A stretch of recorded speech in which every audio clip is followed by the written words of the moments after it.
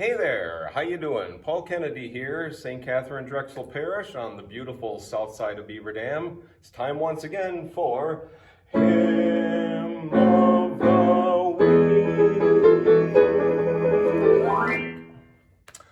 So, our hymn for this week is O God, Our Help in Ages Past. This is going to be our offertory hymn this coming weekend, July 30th and 31st. This hymn was written by an Englishman named Isaac Watts, who lived 1674 to 1748.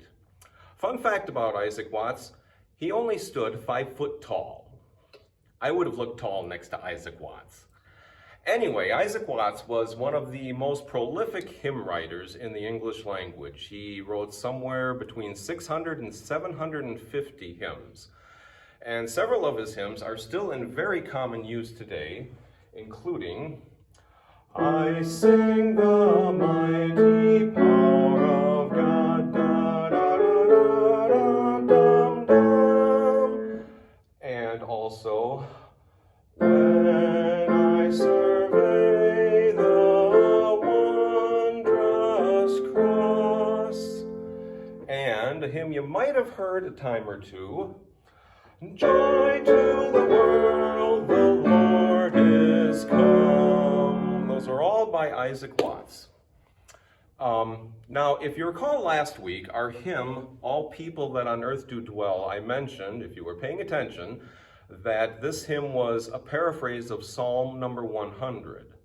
This week's hymn, O God Our Help, is a paraphrase of Psalm 90. Now, I wonder, what is our responsorial psalm for Mass this weekend going to be? Oh, will you look at that? It's Psalm 90. Cool. So when we do this at Mass, you should be able to hear a very close similarity between the lyrics of our responsorial psalm and our offertory hymn. For example, the psalm, verse 1 of the psalm begins, You turn man back to dust, and say, Return, O children of men, to your eyes 1,000 years are like yesterday come and gone, or like a watch in the night. And our hymn, O God Our Help, paraphrases that in verse 4. 1,000 ages in your sight are like an evening gone, short as the watch that ends the night before the rising sun. And by the same token, verse 2 of the psalm begins, You sweep them away like a dream, like grass that springs up in the morning. And verse 5 of our hymn, Time like an ever-rolling stream bears all our years away. They fly forgotten as a dream dies at the opening day.